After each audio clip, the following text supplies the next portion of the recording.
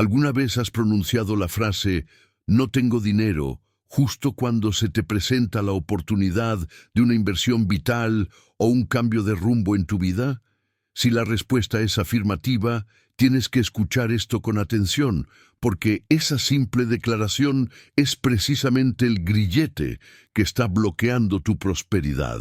Una antigua máxima de la sabiduría sefardí nos enseña que la verdadera riqueza reside en una única acción, al alcance de cualquier alma. Es hora de dejar de postergar tu fortuna. Presta atención. Recuerdo perfectamente la densa atmósfera de aquel estudio. No era el aroma a cuero y opulencia que yo asociaba a la riqueza, a pesar de que era el santuario personal de uno de los hombres más solventes que jamás he conocido. Era más bien un penetrante olor a cedro viejo, a papel amarillento y a un té de menta muy fuerte, la esencia de los lugares donde el tiempo se ha destilado en pura sabiduría. Yo llegué a ese lugar no con la calma del maestro que soy hoy, sino como un hombre al borde del naufragio. En aquel entonces, la escasez no era solo un saldo negativo en mi cuenta bancaria. Era la niebla fría que cubría mi espíritu, la helada que paralizaba cada semilla de progreso que intentaba sembrar. Mis manos estaban desgarradas por el constante esfuerzo, por tanto sacrificio, y mi mente estaba saturada de complejos planes de trading que nunca funcionaban para mí. Estaba atrapado en el círculo vicioso de la deuda y el agotamiento, donde cuanto más me esforzaba, más se escurría el dinero, como la arena que el abuelo Elías solía decir que no se puede atrapar con el puño cerrado. Perseguía el dinero con una sed desesperada, con apego y con impaciencia, y él me eludía constantemente. Esta caza desesperada era mi error capital.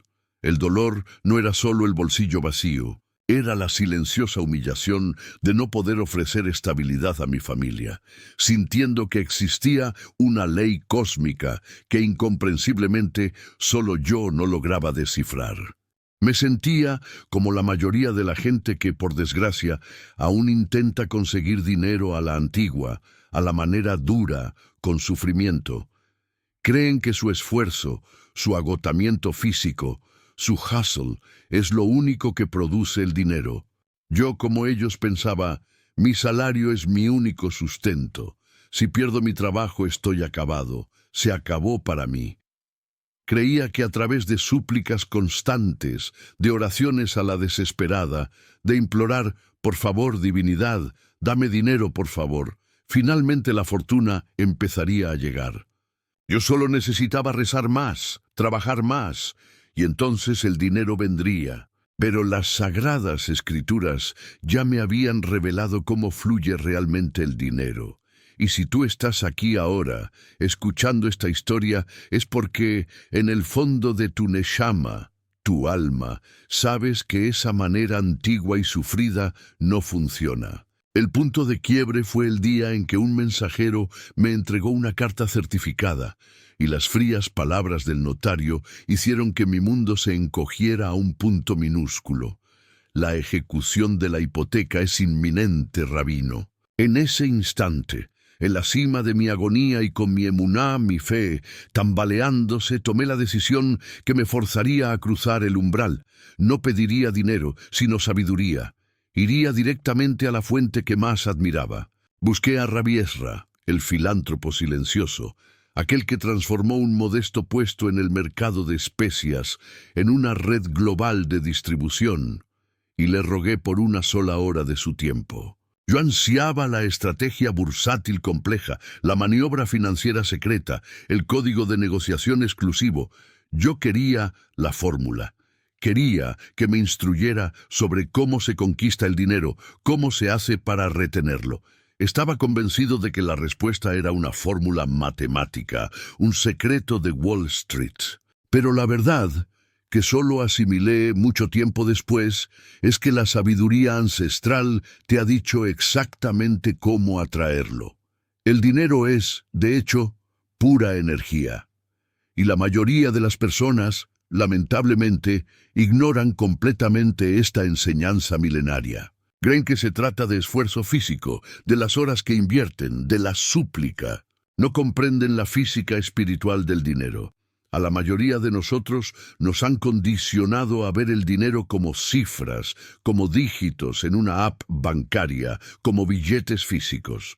Pero en la realidad profunda, eso es solo la manifestación final, la sombra proyectada. Yo estaba persiguiendo la sombra, el resultado final, cuando debería haber dirigido mi mirada a la fuente, al proyector invisible que es el mundo espiritual. Y es por eso que el gran maestro místico, el Arizal, Rabí Isaac Luria, afirmó algo tan profundo. Todo lo que observas en el mundo material es meramente una sombra, un reflejo, una proyección del invisible espiritual. Permite que esta verdad se filtre en tu alma.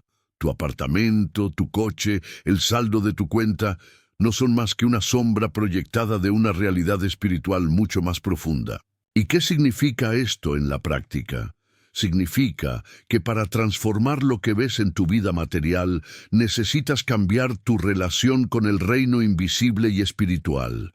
Necesitas transformar profundamente tu conexión con la divinidad, tu vínculo con Hashem, el nombre. Esto es algo tan bello, tan trascendente, que te garantizo que no se enseña en ninguna escuela de business ni en ninguna facultad de economía. Rabí Ezra poseía esta sabiduría, una calma inquebrantable. No parecía un hombre de negocios, su aura era la de un patriarca de los tiempos bíblicos. Y yo, en mi turbación, seguía prisionero del miedo a la carencia. Ese pánico a perderlo todo, a la quiebra, congela la energía de la abundancia, bloquea el flujo. Es como echar hielo a un río caudaloso y éste detiene su curso. Pero estaba a punto de descubrir que el camino hacia la riqueza no pasaba por el sufrimiento y la privación, sino por algo mucho más sencillo y mucho más poderoso.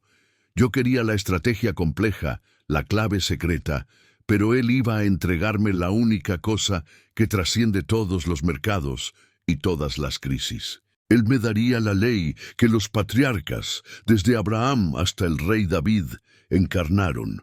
Si estás hastiado de solo intentarlo y realmente quieres la fórmula, haz un voto silencioso conmigo ahora, en tu corazón, de quedarte hasta el desenlace de esta revelación. Déjame tu like aquí, un sí mudo a la verdad, que está a punto de desvelarse. Cuando llegué al estudio de Rabí Ezra, no estaba buscando una simple clave de inversión, estaba buscando un salvavidas. La fría carta del notario seguía resonando en mi mente. La ejecución de la hipoteca es inminente, rabino.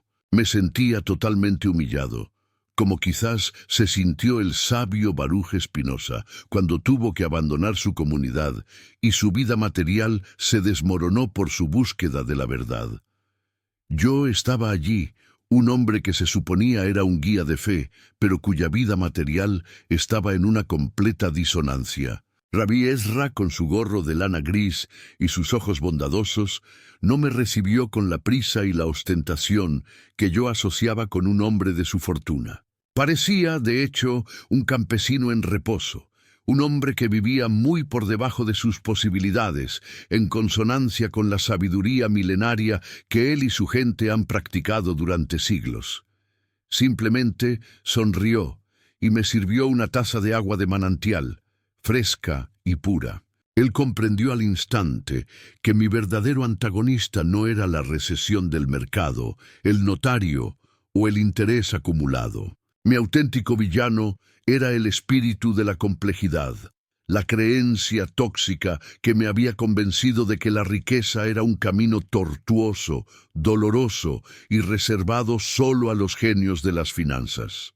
Yo pensaba, la prosperidad debe ser tan enredada y difícil de alcanzar como mis propios problemas. Esta era la maldición de la escasez que había absorbido del entorno.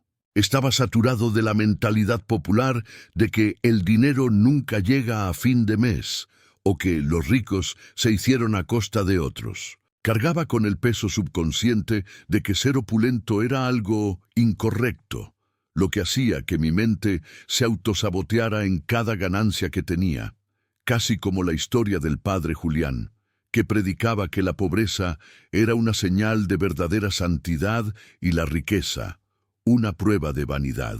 Yo estaba generando ingresos, sí, pero los gastaba mucho más rápido. Trabajaba hasta el agotamiento, pero sin un progreso real.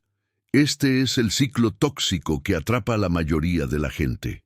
Ganan un poco más, pero gastan el doble, parecen prósperos, pero están endeudados, viviendo para impresionar a desconocidos en las redes sociales. Rabí Ezra me trajo a la memoria lo que el abuelo Elías solía recitar, citando el Midrash: la peor de las pobrezas es la de la mente que idolatra la carencia. Se dio cuenta de que yo estaba enfocado únicamente en el esfuerzo, en el Hishtadlut, pero había olvidado por completo la brachá, la bendición divina, que solo se activa a través de la estrategia y la mentalidad correctas. Me dijo, con una placidez que me desarmó, que yo estaba intentando cambiar el reflejo que veía en el espejo, mi cuenta bancaria, sin tener la valentía de cambiar el proyector, mi estado interior del ser. Y entonces llegó el primer punto de inflexión, la pregunta que atravesó mi alma como una flecha, abriendo una herida que comenzaría a sanar. Me preguntó, no con un tono de regaño, sino de profunda melancolía: hijo mío, ¿por qué persigues el dinero con tal desesperación, ansiedad y miedo, si el dinero es la creación y no el creador? ¿Por qué te empeñas en perseguir una sombra? En ese instante, el recuerdo del fundamento esencial de la sabiduría ancestral regresó a mí. En el principio, la divinidad creó los cielos y la tierra. Primero los cielos, Shamaim, el mundo espiritual, lo invisible. Y después la tierra, Aretz, el mundo material, lo visible. El orden es una ley universal, lo material es una consecuencia y manifestación de lo espiritual. Rabí Ezra me señaló que yo había alterado este orden divino. Estaba persiguiendo el Aretz con un esfuerzo agotador, cuando mi enfoque primario debía haber sido alinearme con el Shamaim. Me explicó que nunca obtendría dinero persiguiéndolo directamente, porque eso es como intentar atrapar tu propia sombra. Cuanto más corres detrás de ella, más lejos se escapa. Yo estaba intentando llenar un vacío de fe con soluciones y recursos materiales. Y concluyó el momento con una revelación que fue el puente hacia el siguiente acto, el confronto. El dinero, Parnasá, el sustento, no es un objeto físico o algo mecánico que se obtiene a través de tu esfuerzo físico bruto. Es algo puramente energético, algo que emana del reino invisible, del mundo espiritual. Y la divinidad, Hashem, es quien te da la fuerza, el poder, la energía y la capacidad de adquirir las riquezas. Cuando persigues la creación con ansiedad, ésta huye. Necesitas perseguir la fuente, y la creación te perseguirá como consecuencia. Me sentí desprotegido y expuesto. Mi fracasada estrategia financiera era, en realidad, mi miedo a confiar. Mi error no era de contabilidad, era completamente espiritual. Si estás cansado de correr sin rumbo detrás de la sombra, de la manifestación final, y realmente quieres la llave que activa el proyector invisible, la fuente de toda la abundancia, te invito a unirte a esta travesía de sabiduría y juntos romperemos la maldición de la escasez. Cuando llegué a aquel estudio, yo esperaba diagramas financieros, lecciones sobre la curva de rendimiento o estrategias de mercado. Estaba convencido de que la prosperidad era una ecuación compleja. En cambio, Rabí Ezra me ofreció solo agua pura y una sonrisa enigmática. Él sabía que mi verdadero obstáculo no era la crisis económica, sino el vilán de la complejidad, el espíritu de la duda que me hacía creer que la riqueza era un castigo, algo doloroso y patrimonio exclusivo de mentes geniales. Yo cargaba con la pesada idea de que el camino al dinero estaba pavimentado con sufrimiento y privación, y esa era la mentira que me paralizaba. La acción ascendente se inició con mi propia lucha interna. Intenté explicar mis planes fallidos, mis pérdidas recientes, mi supuesta mala suerte, y él se limitaba a asentir, paciente y en silencio. Estaba desesperado, como la mayoría de la gente que intenta ganar dinero persiguiéndolo con una ansiedad desmedida. «Estás intentando cosechar el fruto antes de nutrir la raíz», me dijo. «Estás trabajando 70 horas a la semana, pero le estás gritando al universo, soy un incapaz, soy una víctima, estoy arruinado». Él observaba que, aunque generaba algo de dinero, lo gastaba más rápido. Trabajaba duro, pero sin ver un avance sostenible. El miedo, ese adversario invisible alimentado por la creencia errónea de que el dinero es mundano y no espiritual, estaba estancando todo mi potencial. Yo arrastraba la carga subconsciente de que ser rico era inmoral, lo que llevaba a mi subconsciente a sabotear cada ingreso, como le ocurrió a la figura del pastor Ramiro, que predicaba la pobreza como humildad, mientras su propia familia vivía en la indigencia real. Rabí Ezra me recordó el dicho del abuelo Elías: la pobreza más grave es la de la mente que glorifica la carencia. Presta mucha atención, mi querido amigo. Esta es la ley de la autodeterminación en plena acción. Lo que tú declaras sobre ti mismo, tu estado interior de ser, se manifiesta directamente en tu realidad financiera. Si te defines como pobre, sin suerte, arruinado, tu cerebro, que opera como un diligente detective, buscará pruebas constantes de que tienes razón, ignorando y filtrando todas las oportunidades que se crucen en tu camino. La neurociencia moderna confirma que nuestra forma de hablar, el Kohathbur, el poder de la palabra, no solo describe la realidad, sino que tiene el poder de crearla. Yo estaba cometiendo el mismo error que la inmensa mayoría de las personas que repiten a diario frases que consolidan la escasez como su identidad más profunda, la identidad de pobre. La distinción es absolutamente crucial. Lenguaje de escasez, identidad. Yo soy pobre, nunca podré ahorrar para invertir en mi futuro. Cuando usas yo soy, defines tu esencia permanente. Lenguaje de abundancia, estado temporal. Yo estoy pasando por un momento de ajuste financiero, pero soy una persona con la capacidad de crear abundancia y voy a encontrar la manera de invertir en mi crecimiento. Cuando usas yo estoy, reconoces un estado temporal sujeto a cambio. Rabí Ezra vio que yo, un rabino, me estaba definiendo por mi circunstancia temporal, y no por el vasto potencial que la divinidad me había otorgado. Con mi propia lengua estaba cerrando la puerta de la provisión. En ese momento de profunda constatación, recordé las enseñanzas del rey Shlomo, Salomón, el hombre más rico que la historia recuerda. Shlomo no persiguió el dinero de forma directa. Él persiguió un propósito superior, la sabiduría divina. Cuando la divinidad le preguntó qué deseaba, él pidió kavaná, intención, entendimiento y no riquezas. Y la respuesta que recibió fue abrumadora. Te he concedido un corazón sabio y entendido, y además te he dado lo que no pediste, riquezas y gloria. Rabí Ezra me recordó este principio fundamental. La ley de la inversión divina. Cuando tú persigues al Creador, la fuente, la sabiduría, el propósito, con pureza de corazón y total confianza, la creación, el dinero, la riqueza, está obligada a perseguirte automáticamente como consecuencia. Yo ya estaba listo para recibir la llave maestra, la única cosa que superaría todos mis años de esfuerzo infructuoso.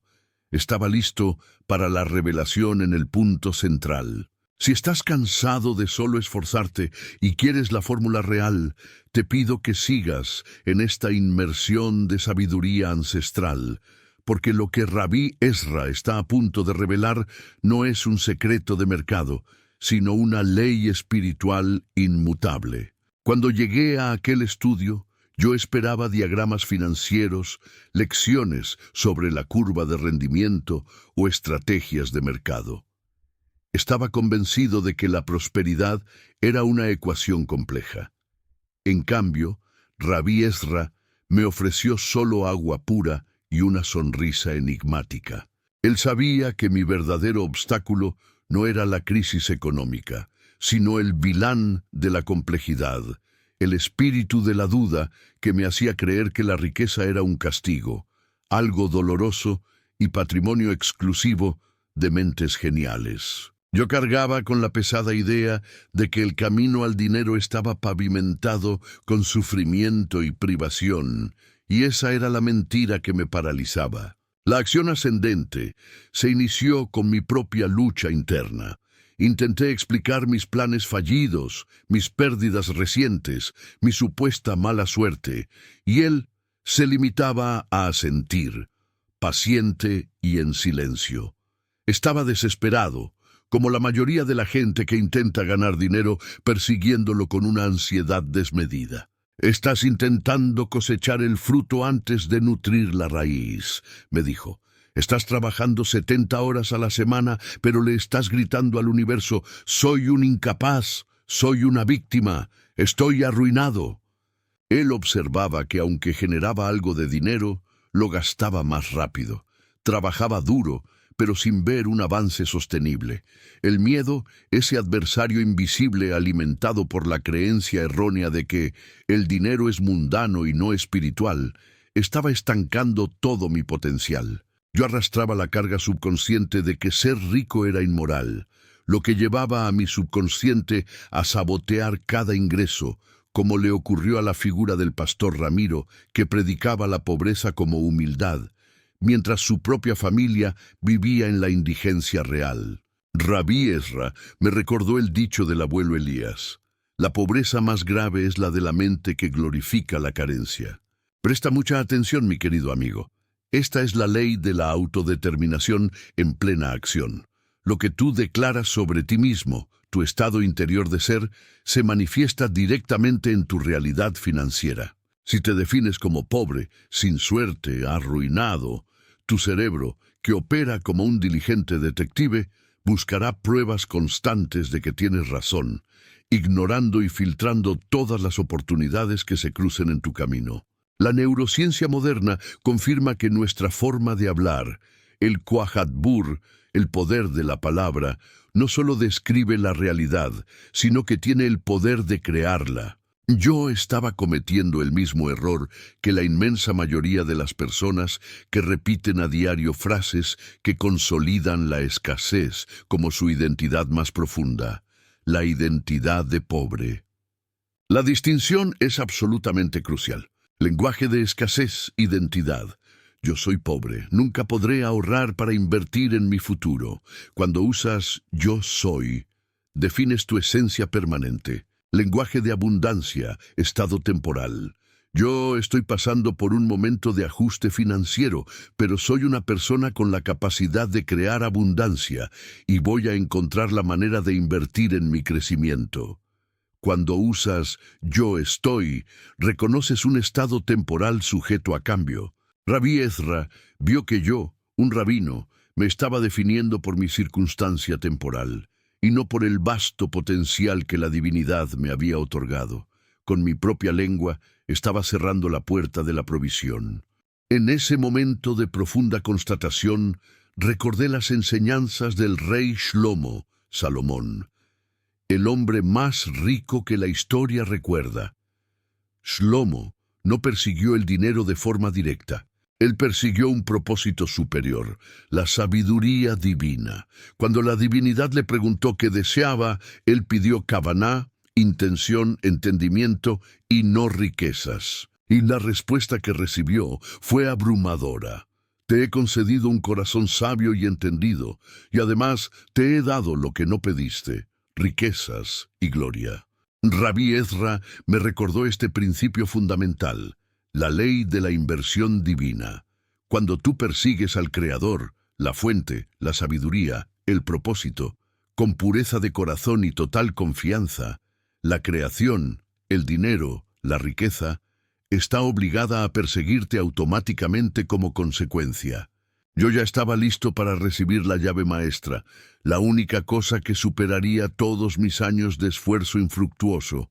Estaba listo para la revelación en el punto central. Si estás cansado de solo esforzarte y quieres la fórmula real, te pido que sigas en esta inmersión de sabiduría ancestral, porque lo que Rabí Ezra está a punto de revelar no es un secreto de mercado, sino una ley espiritual inmutable. Rabí Ezra me había entregado el único concepto que importaba, bitachón, la confianza absoluta en el proveedor.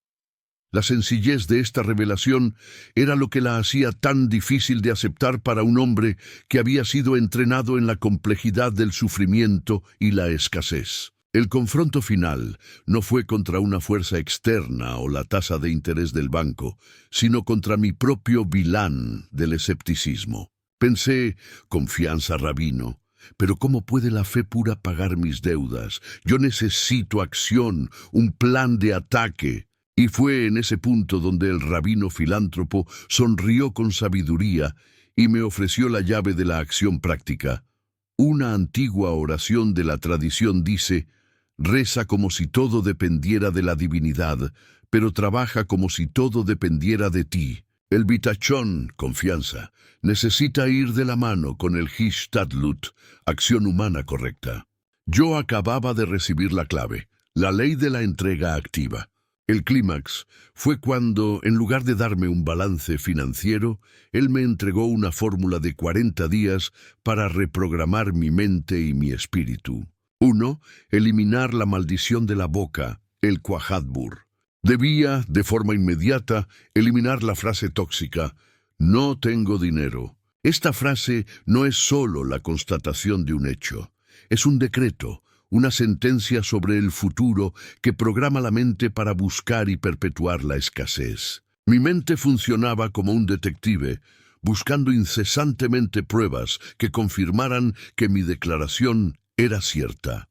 2. Sustituir el decreto de la pobreza. En lugar de repetir la maldición, debía emplear el mantra del abuelo Jonatán. Aún no tengo ese valor disponible, pero estoy diseñando la estrategia, o voy a encontrar la vía. Rabí Ezra me recordó que su abuelo Jonatán usó estas palabras al llegar a América con casi nada, y ellas cambiaron el destino de toda su familia.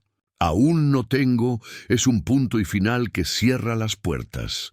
Voy a encontrar la vía es una coma, una continuación que abre ventanas de oportunidad. 3. Activar el flujo de la fuente, el rezo de reconocimiento. Debía repetir el mantra ancestral de la prosperidad, que su abuelo David y Rabí Ezra utilizaban no como magia, sino como una declaración de fe y reconocimiento. La oración, me explicó, no es una petición, sino un reconocimiento. Yo debería repetir, Baruch atah Adonai Eloheinu melech haolam.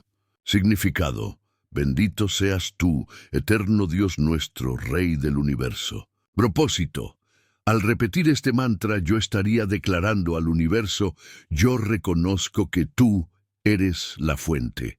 Estoy agradecido y estoy abierto para recibir tus bendiciones. Yo estaría sintonizando con la frecuencia de Adonai, el Señor de la abundancia. 4. El ritual de 40 días. El rabino filántropo me instruyó a aplicar el mantra y el nuevo lenguaje todos los días por 40 días consecutivos. El número 40 es el número bíblico de la transformación profunda. 40 días en el diluvio, 40 años en el desierto. 40 días es el tiempo que se requiere para que una nueva realidad se implante en el espíritu.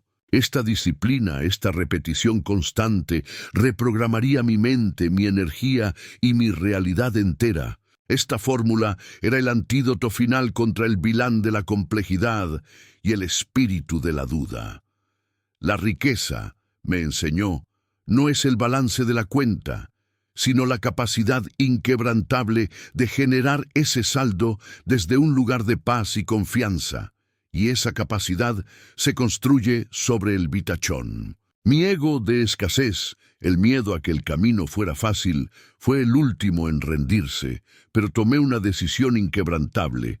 Yo aplicaría el vitachón activamente y vería la ley de la inversión divina en funcionamiento. Si el dinero es energía, la confianza sería el imán. En aquel silencio en el estudio, Rabí Ezra me dio más que una simple fórmula. Me dio el permiso para tener paz interior. El enfrentamiento con el vilán del escepticismo había terminado. Tomé la decisión que transformaría mi vida.